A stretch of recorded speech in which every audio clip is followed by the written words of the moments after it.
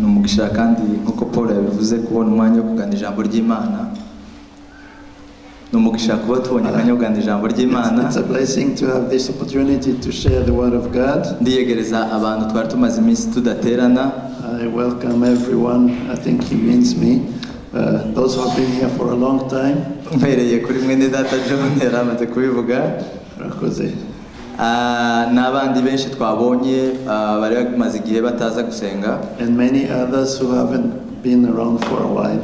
Umwegere n'Imana ibamugishe. Welcome and God bless you. Thank you. Kugira ngo tuze kubana mu ijambo ry'Imana. To be in the word of God together. Nkuko Paul yatangiye abivuga, as Paul said in the beginning, dufite gahunda twatangiye gusenga. We have started a prayer plan. Kubatabizi bera hano Horikemu. For those who don't know, it's here in Horikem. Kandi dusigaye tugira ibihe byiza cyane. And we are having great times. Abantu bose bakunda gusenga ushobora kubyumva namwe cyane. Those who love praying, you understand. Twatangiye kuganira kuwa gatanu nyine washize. We started sharing the word on Friday, last Friday. Tuganira tureba impamvu abakristo bashobora gukura cyangwa bashobora gukomera mu murimo w'Imana. And we were looking for reason Christians or believers should grow up in the ministry or in the word of God. Dusanga impamvu ya mbere ishobora gutuma abakristo bakura. And one of the reasons believers should grow, niyo bazi ijambo ry'Imana. It's when they know the word of God. Niyo bakunda ijambo ry'Imana. When they love the word of God. Niyo bategera ijambo ry'Imana. When they listen to the word of God. Niyo bayoborwa n'ijambo ry'Imana. When they are led by the word of God. Yego gusenga nabyo birakomeye cyane kandi ni byiza. Praying is also powerful. Ariko iyo dusenga cyane tutazi ijambo ry'Imana, but when we pray a lot without knowing the word of God, nta impact nini byagira ku buzima bwacu. It will have no big impact on ariko umuntu usenga by'ukuri, but the one who prays truly, agomba icyambere kubakira ku ijambo ry'Imana. He must build on the word of God. Kuko ijambo niwo musingi w'Ukristo. Because the word of God is the foundation of Christianity. Ijambo niwo musingi. It is the foundation. Ijambo ni rwo rutare. It is the rock. Rero nk'abakristo, so as believers or Christians, tugomba kubanza kumva ubwiza bwo kumenya ijambo ry'Imana. We need to know or understand the beauty of knowing the word of God. Twasanze amakanisa menshi tuzi y'amamega church hirya no hino ku isi. We looked at some of the mega churches we know around the world. Twasanze ari abantu bakunda kwicara bakumva ijambo ry'Imana. We found out that those are people who love to sit around the word of God. Twasanze abantu bakora umurimo w'Imana, bubaka umurimo w'Imana. People who build up ministry. N'abantu basobanukiwe. Are people who understand. Bitari mu marangamutima. Not from the emotions. Ibintu bitagarukira hano kuri stage. Not things on the podium. Abantu bumva ijambo bakarishira mu mitima rigakura. People who receive the word rikabahindura abantu bazima mu bwami bw'Imana. Allow the word to make them living people in the kingdom of God. Uyu munsi rero tugiye kuvuga gukunda ijambo, kwizera ijambo no gukora. So we will talk about loving the word, believing in the word and acting in the word. Gukunda ijambo, kwizera ijambo no kurikora, gukora ibyo rivuga. Loving the word and believing and practicing the word. Hallelujah. Ijambo ry'Imana ni ukuri. The word of God is truth. Ijambo ry'Imana ni ukuri. The word of God is truth. Ijambo ry'Imana ni rizima. It is living. Ijambo ry'Imana ni rizima. It is living. Ijambo ry'Imana ni ubuzima. And the word of God is life. Niba hari Imana yaduhaye ikomeye ni ijambo ryayo. The greatest gift we receive from God is His word. Imana ikomeye ya mbere Imana yaduhaye ijambo ryayo. The most powerful gift from God is His word. Kuko ijambo ry'Imana riraruta isi. Because the word is bigger than the world. Isi itarabaho ijambo niryo ryayiremye. Because the word of God was there before the existing world. Murumva ko ijambo rirakuze kurusha isi.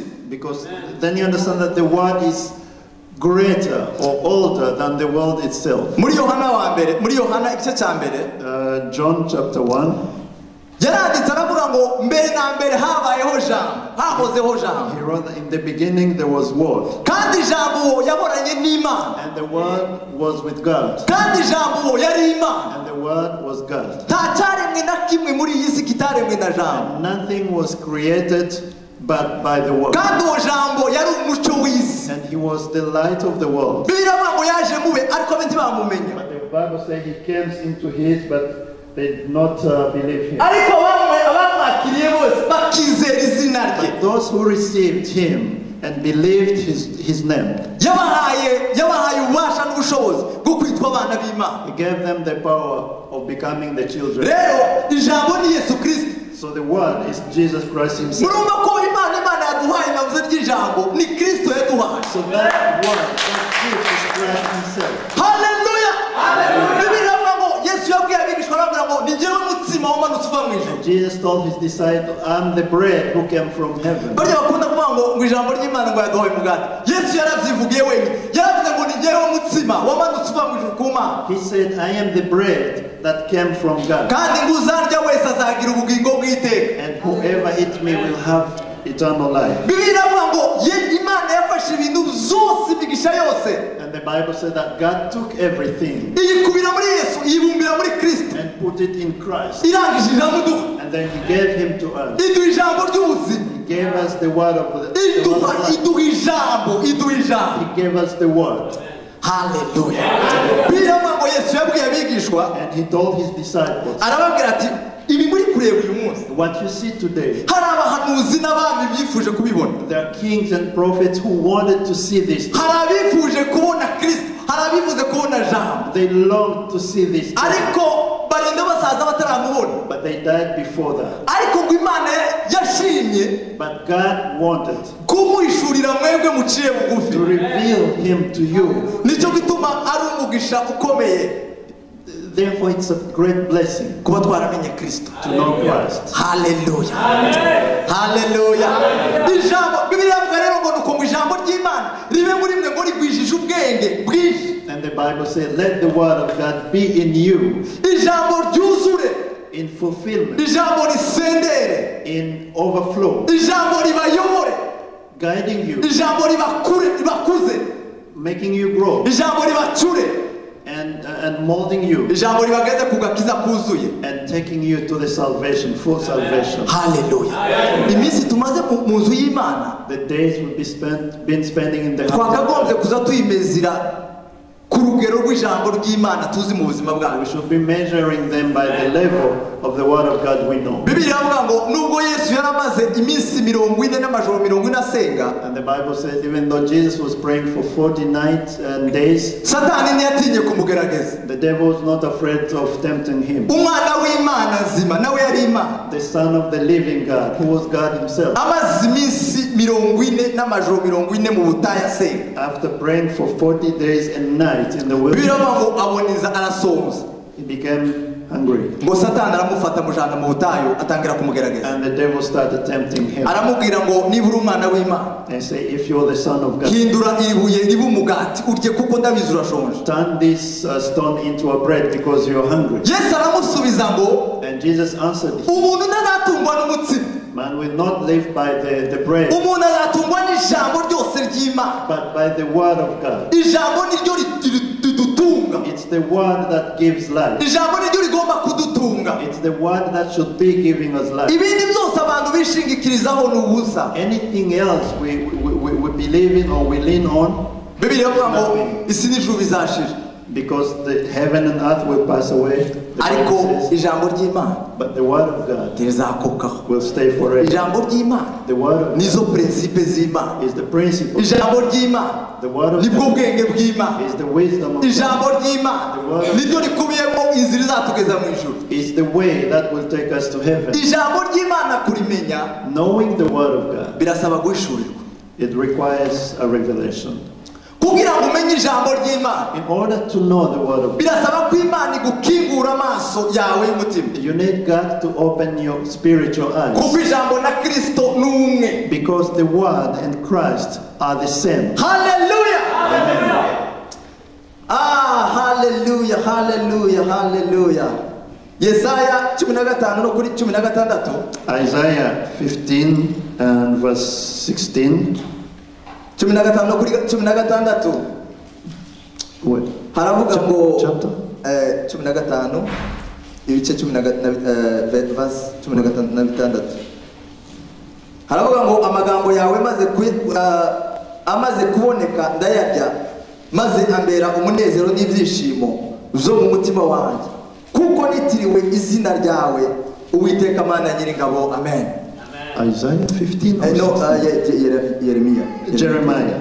Yeremiya 15:16. Jeremiah chapter 15 verse 16. Reka dusubire dusome. Haravuga ngo amagambo yawe amaze kuboneka ndayarya maze ambera umunezero n'ibyishimo zo mu mutima wanjye kuko nitiriwe izina ryawe Uwiteka Mana Nyiringabo. Amen. Your words were found and I ate them, and your word was to me the joy and the rejoicing of my heart. For I am called by your name, O Lord God of hosts. Hallelujah. Bibiliya iravuga ngo muri Timoteyo wa kabiri In 2 Timothy the Bible says 3:16, haravuga ngo ibyanditswe byera byose byahumetswe n'Imana kandi bigira umumaro wo kwigisha umuntu no kumwemeza ibyaha bye no kumutunganya no kumuhanira gukiranuka. Amen. all scriptures is God-breathed and is useful for teaching, rebuking, correcting, and training in righteousness.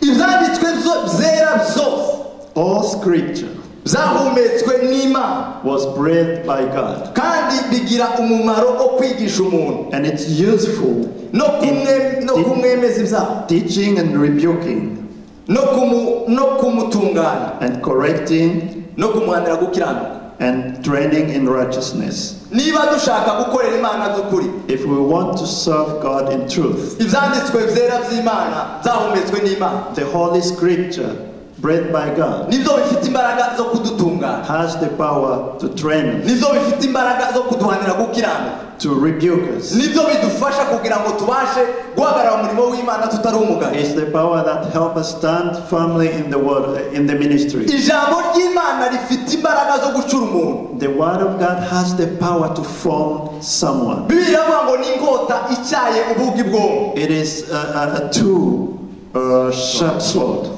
Niryo rigera mu mutima w'umunyabyaha rikamwemeza akihana. It enters the heart of the sinner and convinces him to repent. Ijambo ry'Imana niryo rigera mu musambanyi akabireka. It's the word of God that transforms an adulterer. Ijambo ry'Imana niryo rigera mu muntu wari ugiye kwiyahura akabireka. It's the word of God that changed the mind of one who was about to commit suicide. Ijambo ry'Imana niryo rihumuriza umuntu wari ubabaye.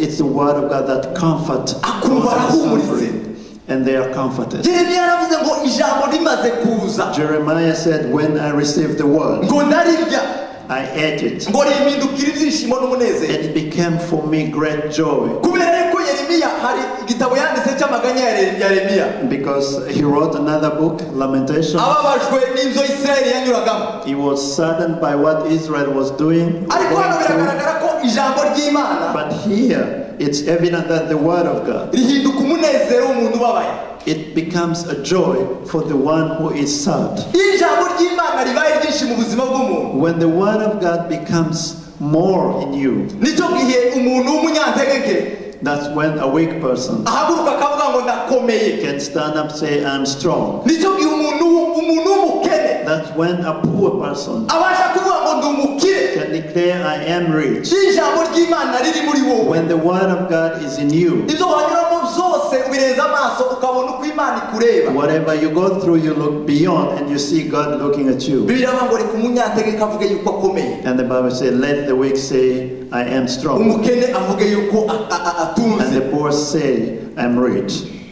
impumyi ivuge yuko areba. And the blind say, I can see. Haleluya. ndabakangura gukunda ijambo ry'Imana bene data. So I'm asking you to love the word of Tukunde God. ijambo ry'Imana. Love the word of God. Kubera yuko abazi ijambo ry'Imana Because those who know the word of God, barahiriwe. they are blessed. Bibiliya muri Luka 11 no kuri 27. In Luke chapter 11 verse 27, Reka tuwasome. let's read it. Hallelujah. Ega byaba byiza tugiye kwandika n'amajambo y'Imana kubera yuko naje gusanga iyo dutegera gusa ukareba umuntu hari igihe biza bisigara hano, ariko iyo ubifashe nk'ibintu zo kwiga biragufasha bikagukuza. It helps sometimes to write down the scripture because it's Luka 11 no kuri 27. Luke 11:17. Haravuga ngo akivuga ibyo umugore wari muri iryo teraniro ashira ejuru aramubwira ati hahirwa inda yakuzaye n'amabere yakongeje. Luke 11:27. 11:27. I was looking at 17. As Jesus was saying these things, a woman in the crowd called out, "Blessed is the mother who gave you birth and nursed you." Kuri 28 28. Yesu aramubwira ati, Jesus replied, nawe aramusubiza ati ahubwo hahirwa abumva ijambo ry'Imana bakaryitondera. "Blessed rather are those who hear the word of God and obey it." Umugore yarenze Yesu ibitangaza akora. This woman looked at Jesus and his miracles, Areba uburyo ari gukiza abarwayi. how he was healing the sick, Areba amagambo ari kuvuga atandukanye n'ay'abafarisayo. and the words he was preaching different from the Pharisees. Aramubwira ati hahirwa inda yakuzaye And he said, "Blessed is the womb that carried you, ngo n'amabere yakongeje. and the breast that gave you milk." Yesu aramubwira ati reka reka And this, Iyo no, si no, no, you're getting it wrong. Haleluya. Yesu aramubwira ngo hahirwa umuntu wumva ijambo He ryanjye said, "Blessed is the one who listens ngo to my word akagitondera and obeys it." agahinda umushyitsi kuri ryo And he trembles because of the word, akarikomeza. and he holds on it. muri Zaburi igice cya mbere reka tugisome. Psalm chapter 1. Let's Cya mbere read it. n'umurongo wa mbere tugeze kuri 3. Psalm 1. 1:1 haravuga ngo hahirwa umuntu udakurikiza imigambi y'ababi, ntahagarare mu nzira y'abanyabyaha, ntiyicarane n'abakobanyi. Blessed is the one who does not walk in step with the wicked, or stand in the way that sinners take, or sit in the company of mockers. Kabiri, ahubwo amategeko y'Uwiteka niyo yishimira, kandi amategeko ye niyo yibwira ku manywa na nijoro. But whose delight in the law of the Lord, and who meditates on his law day and night. Kuri 3, uwo azahwana n'igiti cyatewe hafi y'umugezi, cyera imbuto zacyo igihe cyacu, ibibabi zacyo ntibizuma, icyo azakora cyose kizamubera cyiza. And verse 3, that person is like a tree planted by the streams of water, which yields its fruit in season, and whose leaf does not wither.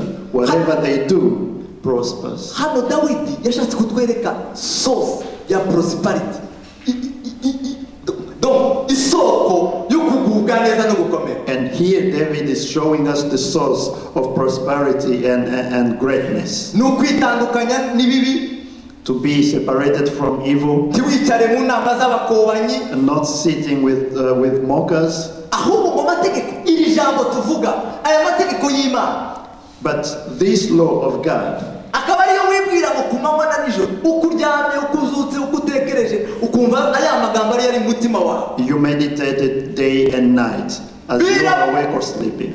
Bibiliya ivuga ngo uwo muntu And the Bible says such a person ngo azamera nk'igiti cyatewe hafi y'umugezi, will be like a tree planted near the river ngo gihora cyera imbuto zacyo ngo mu gihe cyayo. that bears fruit in its Uwo season. muntu ugira amagambo y'Imana muri we, A person who has the word of God in them. umuntu utaba muri gossip, The one who does not gossip. umuntu utaba mu buriganya, Those who do not participate in evil. umuntu uticarana n'ababi, Those who do not sit with evil people. umuntu uryama asinziriye akibwira Imana, And the one who meditates about God even when they are asleep. umuntu wumva mu mutima we hari Imana itandukanye n'uko abantu bakureba. The one who feels God in their heart differently from how people see you. Haleluya. Bibiliya ivuga ngo uwo muntu icyo azakora cyose And the Bible says, whatever they do, hariho signature. there is a signature.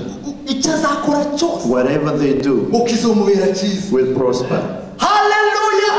Niba dushaka kugira ngo ibyo dukora bitubere byiza, If we want to prosper in what we do, twitandukanye n'ibidakwiriye, separate ourselves from evil things. twibwira amategeko y'Imana mu mitima Let's yacu, meditate on the law of God in ibyo our dukora hearts. bizatubera byiza. And what we do will prosper. Dawudi yaravuze ngo David said, ngo nari umusore none ndashaje, I was young and now old. sindabona umukiranutsi ariko I have never seen a righteous person abandoned cyangwa ngo umwana we asabiriza ibiryo. or his descendants begging for Izo food. ni prinsipe z'ubuzima. Those are principles of life. Umukiranutsi ugendera imbere y'Imana ayitinya, A righteous person who fears God nta na rimwe azarekwa. will never be abandoned. Haleluya! Bibiliya iravuga muri Zaburi 119 no ku murongo wa 97. And the Bible says in Psalm 119, haravuga ngo amategeko yawe nyakunda ububugeni niyo nibwira umunsi ukiye. 119, 19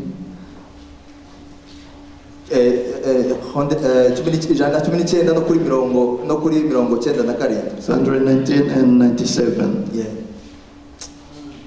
Oh, how I love your law. I meditate on it all day long.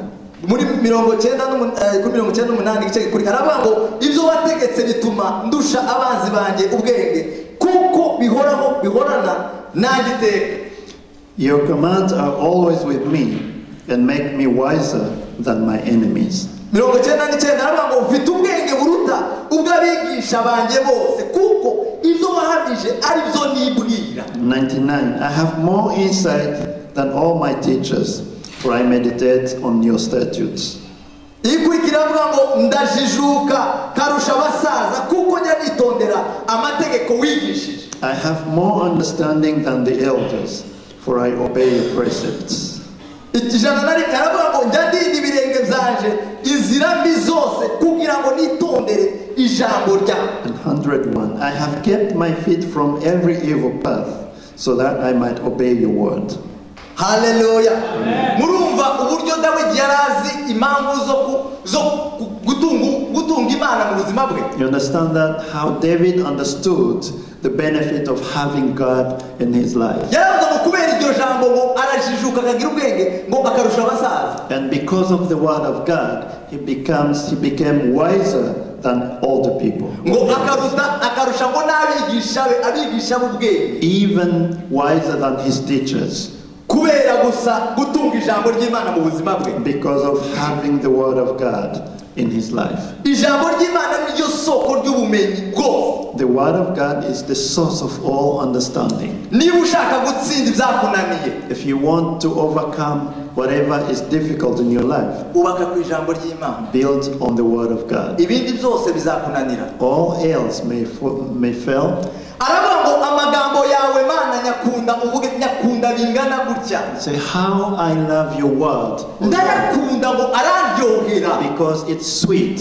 Ngo n'amategeko yawe ubundi abantu banga amategeko. Ariko Dawidi aravuga ngo nkunda amategeko yawe Mana. Normally people don't like the law, but David, he says, I love your law Amategeko yawe angira umunyabwenge angira sage. because your law makes me wise. Aravuga ngo nabika ijambo ryawe mu mutima wawe. And he said, I have kept your word in my heart Kugira ngo utazagucumuraho. so that I would not sin against you. Nararifashe ndaribika. I took your word mu mutima. and kept it in my heart. Haleluya. Tuzamure icyubahiro. Haleluya. Haleluya.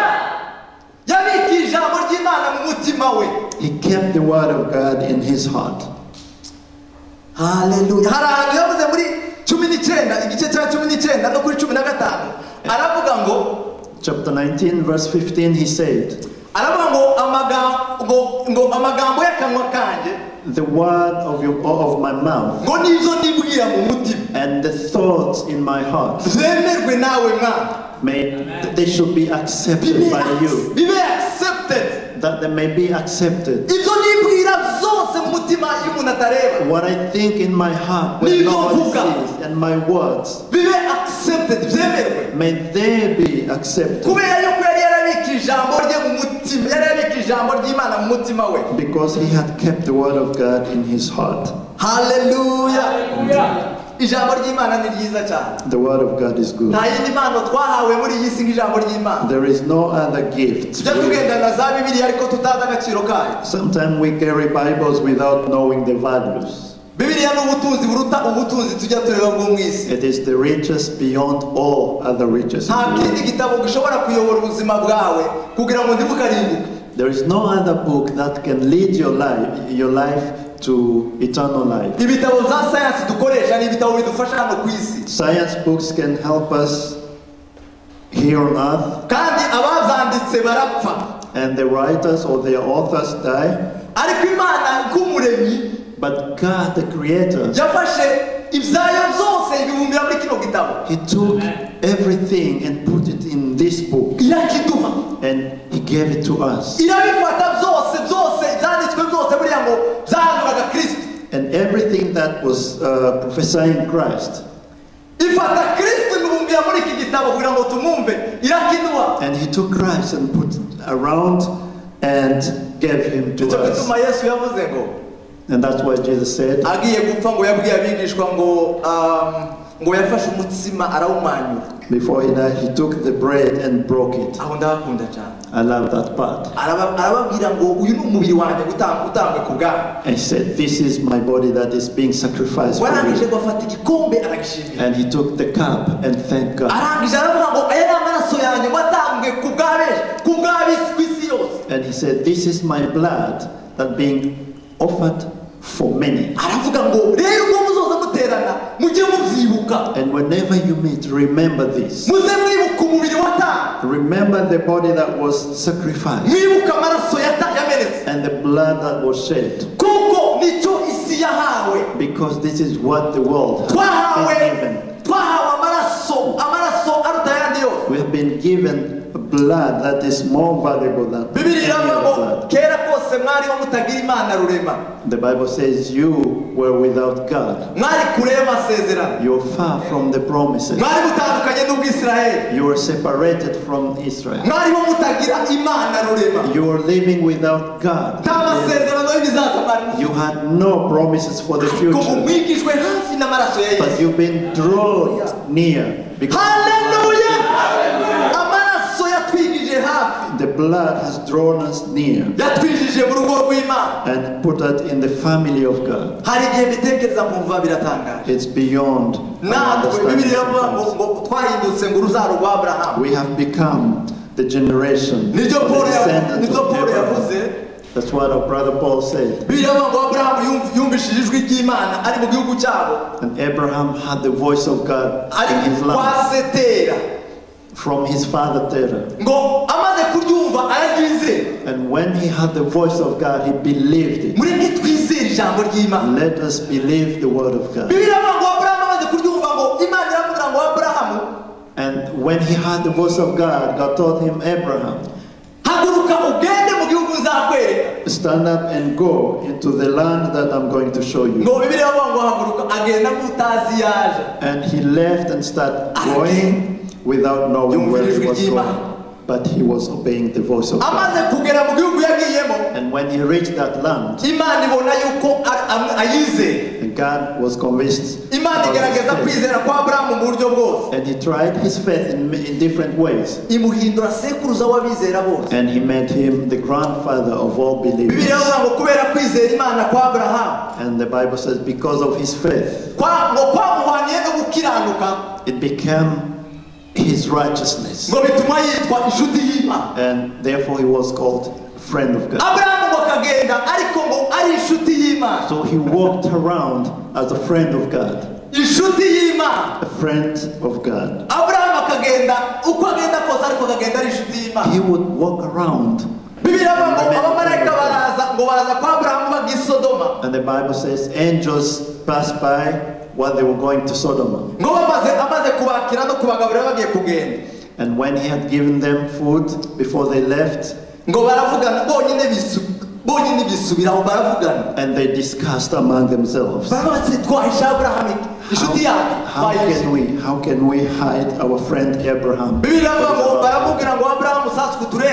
And they said, Abraham, as you look at us, ibyaha by'Isodoma ngo byageze mu matwi y'Imana, urusaku rwarazamutse ngo rugera mu matwi y'Imana. The sins of Sodom is now crying before God in None the ears turamanutse ngo of tuje kureba uko bimeze. Now we are going to see how things are. Aburahamu ngo babonye umwanya wo gukopera yingingira mwene wabo Loti. And Abraham started negotiating for Aburahamu arabaza ngo ese with God. nimusanga y'abakiranutsi 20 cyangwa 10 muzaharimbura. And Abraham was asking, if you find 20 or 40 righteous people, are you going to destroy it? Bamarayika aramubwira ati ntabwo tuzaharimbura. The angel said, no, we are not going to do that. Birangira ubugingo bwa Loti bukize kubera kwizera Imana kwa Aburahamu. And because of Abraham's faith, Lot and his family were saved.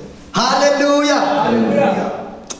Hari reka dusome mu Bakorinto 11, Abakorinto ba mbere 1:21. 1 Corinthians chapter 1, 21. Abakorinto ba mbere 1:21. Chapter 1 and verse 21.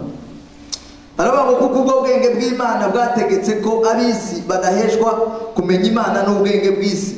Imana yishimiye gukirisha abizera ubupfu bw'ibibwirizwa. For since the wisdom of God, for since in the wisdom of God, the world through its wisdom did not know him, God was pleased through the foolishness of what was preached to save those who believe. 22. Haravuga ngo dore abayuda basaba ibimenyetso naho abagiriki bo bashaka ubwenge. Jews demand signs and Greek look for wisdom. Ariko twebweho tubabwiriza ibya Kristo wabambwe, uwo ku bayuda ni ikigusha, ku banyamahanga ni ubupfu. But we preach Christ crucified, a stumbling block to Jews and foolishness to Gentiles. Hallelujah. Ubu ngo tubabwiriza Kristo. But we preach Christ.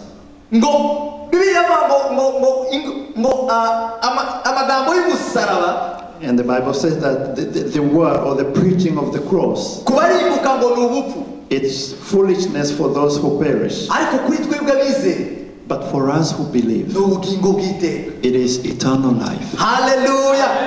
Abayuda ngo basabaga ibimenyetso. Jews were asking for a sign. Ngo bahoraga biruka inyuma ya Yesu abafarisayo. They were running after him all the time, bamusaba proof. asking for proof. Bakamubwira ati twemeze uri umwana w'Imana. Convince us, are you the son of Ko God? tukubuza uri umwana wa Yosefu, umuhungu wa Yosefu. We know you're the son of Joseph, Ukavuga ngo uri umwana w'Imana. and you claim to be the son of God. Bagahora bamwiruka inyuma. And they will be running after him all the time. Harawe yahaye ibimenyetso, aravuga ngo ndabaha ikimenyetso mbaha. And he told them once, I'm giving you a sign. Ngo ndabaha ikimenyetso cy'Ninewi cyangwa icya Yona. I will give you the sign of Nineveh, of the story of Jonah. Ikimenyetso cya Yona abantu bararyaga bakanywa ibintu byose bagafata nk'ibisanzwe. Because people were eating and drinking at that time, finding everything normal. Ariko Paul we yavuze ngo turabwiriza Kristo. But Paul says we preach Christ, Hallelujah. Kristo niwe mbaraga z'Imana. the power of God. Muri Abakorinto 3:16. Abakorinto 3:16. Corinthians 3:16. Bambere. Abakolosayi plutôt. Abakolosayi 3:16. Colossians 3:16. Haravuga ngo ijambo rya Kristo ribe muri mwe rigwiriye rifite ubwenge bwose. It says, let the message of Christ dwell among you richly as you teach. Okay, sorry. Mwigishanye muhugurane muri zaburi n'indirimbo n'ibihimbano z'umwuka muririmbirana Imana ishimwe mu mitima yanyu. Amen. As you teach and admonish one another with all wisdom through psalms, hymns, and songs from the Spirit, singing to God with gratitude in your hearts. Hallelujah. Nicyo gituma ijambo ry'Imana rigomba kuba mu buzima bwacu byinshi. That's why the word of God should be in our life in abundance. Iyo umuntu yumvishije ijambo ry'Imana, When you hear the word of God, hari ibintu bitatu agira. there are three things that you get. Icya mbere kwizera kwe kurakura.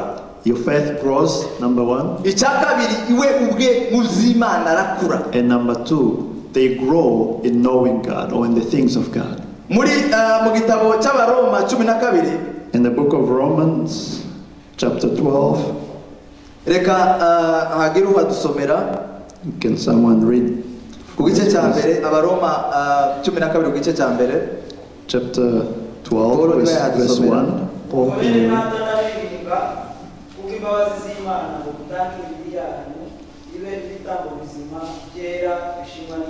nuko bene data ndabinginga ngo mutange imibiri yanyu ibitambo byera bishimwa n'Imana. I urge you, brothers and sisters, ariko kwikorera kwanyu gukwiri. Komeza umurongo ukurikira. kandi nimwishushanye n'ab'iki gihe ahubwo muhinduke rwose mugize imitima misha kugira ngo mumenye neza iby'Imana ishaka aribyo byiza bishimwa kandi bitunganye rwose. Amen. Ijambo ry'Imana riradukuza. The word of God makes us grow. Ijambo ry'Imana riradukuza. The word of God makes us grow. Umuntu wumvishe ijambo ry'Imana arakura. If you listen, or the one who listens to the word of God should grow. Bibiri iravuga ngo Pawulo yaranditse aravuga ngo mwifuze ngo ibiri amata y'umwuka kugira ngo abakuze abageze ku gakiza. And Paul says you should long for the spiritual milk so that it will make you grow into salvation. Mu buzima busanzwe, in ordinary life, twese abafite abana uba wifuza ko umwana wakura.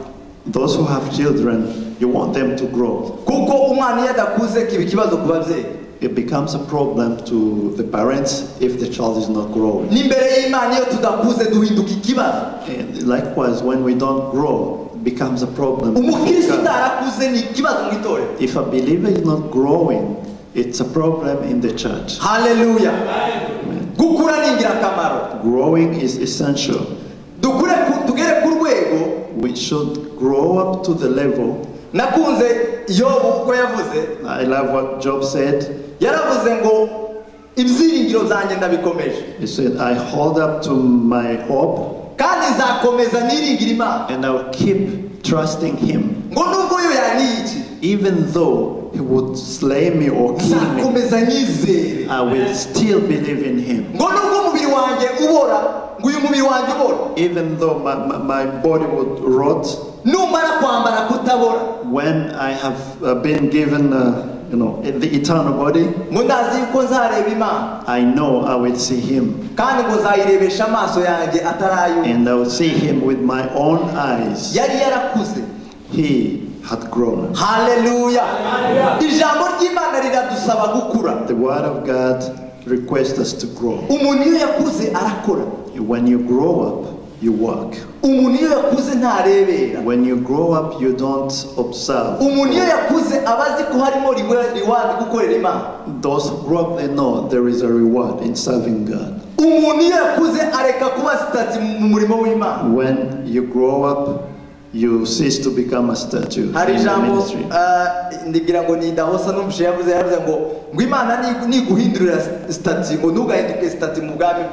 Someone said, if God changes your status, don't become a statue in the kingdom.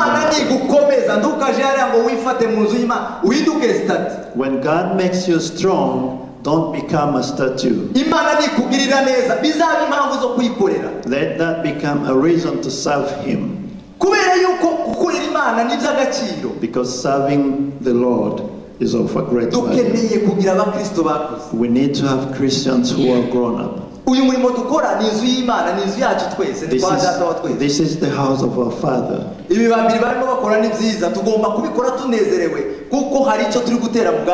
What Billy and the team are doing is great. We should do it with joy because we know we are sowing something. And we should also go beyond. And we should become the eyes that watch for the ministry. Hallelujah. The Bible asks us to grow and become grown-up people, mature people, to the level of Christ. Those who receive the word of God truly, They know the reason they were created. mu Efeso haravuga kuri 2:10 ngo turabo yaremye turemeye imirimo myiza muri Yesu Kristo kugira ngo tuyigenderere. Ephesians chapter 2 said, we were created by him and were created for the good works and walk into them. Umuntu yatarakura ntamenye impamvu Imana yamuremye. When you're not growing up, you don't really know the reason God created you. Ariko wakuza aramenya ko yaremewe gushima Imana, kuyiramya no kuyikorera. But those who grow up will discover the purpose they were created for. Gukora iby'ijambo Bibiliya ivuga ngo muri Yakobo igice cya mbere no ku murongo wa 21 haravuga ngo ndimugapfe kumvira ijambo gusa. In James 1:21, yes. do not listen to the word of God vainly. Kuko umuntu wumva ijambo akaryumva gusa akarisigaho. Because those who listen to the word and forget about it, they're like people who look themselves through the mirror. And once they go away, they forget how they look like. So you put some makeup through the mirror, you look yourself. And as soon as you leave, you forget how you look like. So those who listen to the word of God and forget about it, they should not expect any blessing from God. Those who receive the blessing are those who walk in the law of God. Hallelujah. We need to listen to the word but also put it in practice. What are you going to say to him when he asks you, what have you done with the words you received?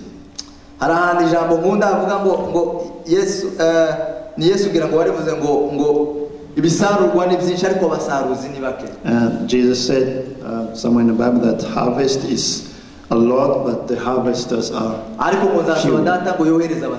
But I will pray, ask the Father to send harvesters. Where we go through the life every day, there are people who need Christ. There are people who need to know these privileges. Your colleague, you're together at work, and you don't dare talk about Christ to them. God will ask us what we did.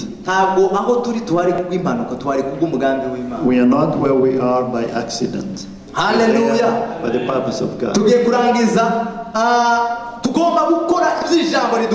We have to practice what the word demands.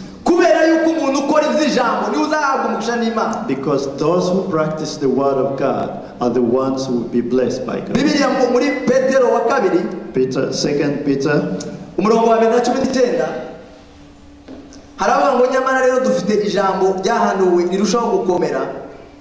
kandi ngo muzaba mukoze neza nimuryitaho kuko ngo rimeze nk'itabaza rimurikira ahacuze umwijima rigakesha ijoro rikageza aho inyenyeri yo mu ruturuturu izabandurira mu mitima yanyu. Amen. 2 Peter chapter 1 verse 19. We also have the prophetic message as something completely reliable, and you will do well to pay attention to it, as to a light shining in the dark place until the day dawns and the morning star rises in your hearts. We have a prophetic message or prophetic word, and it's no interest if we take care of it. James wrote, faith without works is dead.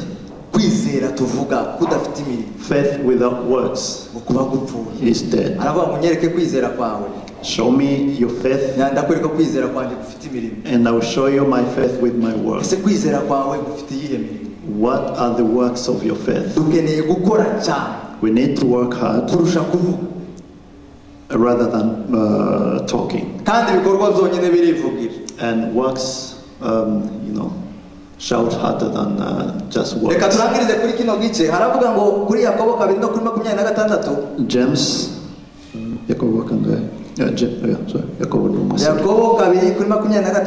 James 2:16. haravuga ngo nuko rero nk'uko umubiri udafite umwuka uba upfuye niko kwizera kudafite imirimo kuba upfuye. James 2:26. James 2:26. As the body without the spirit is dead, so faith without deeds is dead. Kwizera kudafite imirimo kuba upfuye. Faith without actions or without deeds. Twatangiye tuvuga ngo dukunde ijambo ry'Imana. So we start by saying let's love the word of God. Rikuze kwizera kwacu. That it will make our faith grow. Kwizera kwacu utume dukora imirimo. And so that our faith will push us to do the works of God. And that is how God is going to bless us. And through that we reach the maturity of believers. May God bless you. Let's pray together.